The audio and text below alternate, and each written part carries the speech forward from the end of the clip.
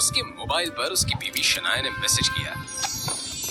ये मैसेज पढ़ते ही अहान के होठों पर एक स्माइल आ गई और उसकी पूरे दिन की टेंशन जैसे गायब ही हो गई। आज पहली बार शनाया ने उसे ऑफिस बुलाया था। एक वही तो थी उसकी जिंदगी में जिसकी मुस्कुराहट देखकर वो खुद को जिंदा रहता था। शनाया का चेहरा देखे बिना अहान को चैन नहीं मिलता था और उसके बस में होता तो शनाया की हर एक खुशी के लिए खुद को लाखों बार कुर्बान कर देता। रास्ते में अहान को एक फूलों की दुकान मिली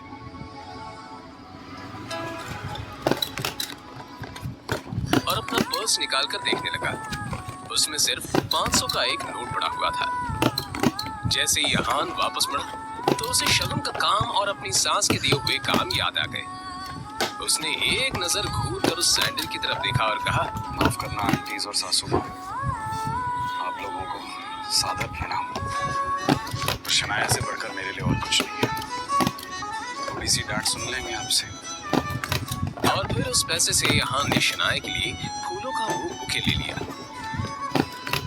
आज वो पहली बार गिल कंस्ट्रक्शन के ऑफिस जा रहा था, जो कंपनी गिल खानदान की थी।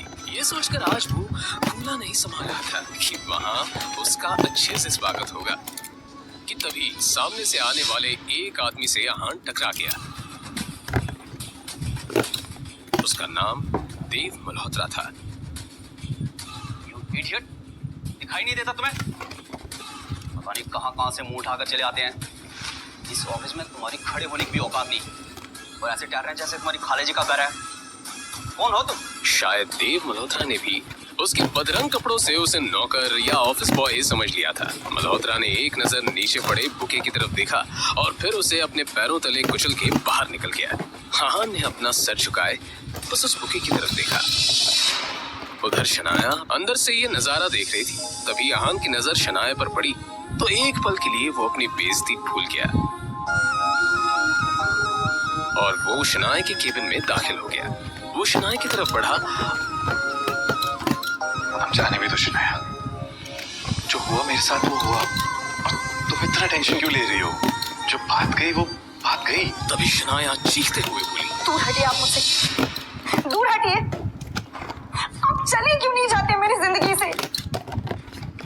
नर्क बना रखी है मेरी जिंदगी। अहान को एकदम से झटका सा लगा।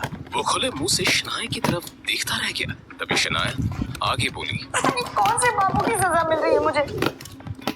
नहीं, आप चाहते क्या? पापा ने हम दोनों की शादी जबरदस्ती करवाई थी, वरना आप तो कभी मेरे लायक थे ही नहीं। और आज भी आपको पति कहते हुए मुझे शर्म आ गई। अरे आज तो ड्राइवर नहीं था इसलिए आपको बुला लिया, पर मुझे क्या पता कि मेरा पति इस काम के भी लायक नहीं है। यहाँ आकर आपने मेरे सबसे पुराने क्लाइंट मिस्टर मल्होत्रा को नाराज कर दिया है।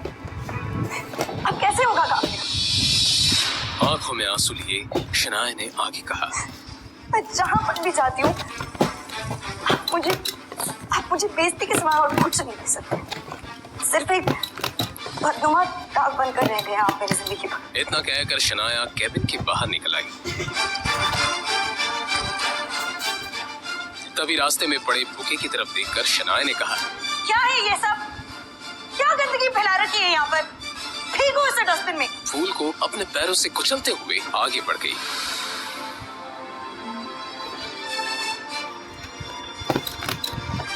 मल्होत्रा अपनी कार में बैठा पहले से शनाया का इंतजार कर रहा था। फिर अहान के सामने ही शनाया अपने क्लाइंट मल्होत्रा की कार में बैठी और बिजनेस के सिलसिले में वहीं से जा चुकी थी।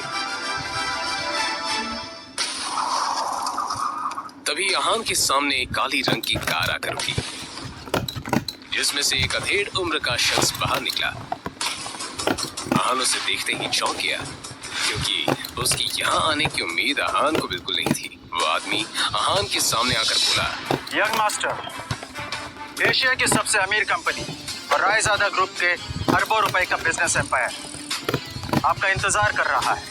वक्त आ गया है कि आप आकर अपना बिजनेस संभालें। आखिर कौन है ये आदमी? अहान के साथ शनाया के इस बर्ताव का कारण क्या है? क्या है अहान की कहानी? जानने के लिए बने रहिए इस कहानी के साथ, सिर्फ और सिर्फ पॉकेट FM ऐप पर।